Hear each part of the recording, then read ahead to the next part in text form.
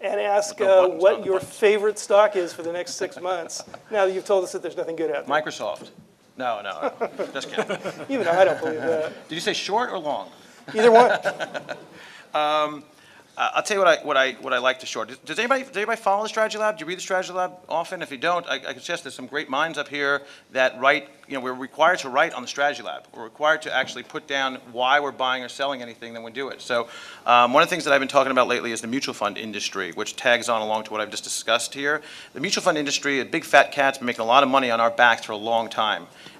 Basically closet indexing the S&P 500. Fidelity Magellan, I keep on bringing this up over and over because it's unbelievable to me, but Fidelity Magellan, the flagship, or was the flagship, is down close to 50% year to date. Ken Hebner, who was supposedly the Barron's #1 all-time big mucky muck guy, who was the best portfolio manager of the universe 3 months ago, collapsed.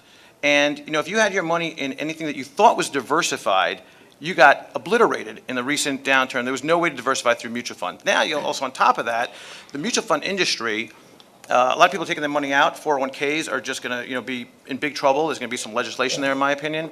But they're taking their money out and putting it in the money markets, right? Money markets have all sorts of problems because of commercial paper blow-ups. The money markets, where they made most of their money, because it was a great, the margins of the money market was always the best for the mutual fund industry. Many of them are having to waive their loads on the money markets. And the Fed just came out with a $540 billion, we're not sure where they got the money from, amount to back up the mutual fund industry money markets. Long story short, the earnings look abysmal. On top of that, you look at a Legg Mason, which we're short, T. Rowe Price, which is the biggest one, or one of the biggest ones in the 401k business, which we're short, and you look at Franklin Resources. But Legg Mason in particular, they now have 1-star ratings on their funds. The greatest investor of all time has a 1-star rating. I don't know about you, nobody buys 1-star funds. So what's going to happen with their revenue moving forward?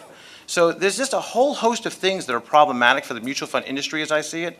You may see consolidation. You also saw Morningstar, their stock got hit dramatically over the last few weeks. So we think that looking to short carefully, short the mutual fund business. And then the last thing, that because you also have ETFs now that can do the same job for you at a much cheaper and more efficient level, is a really good play.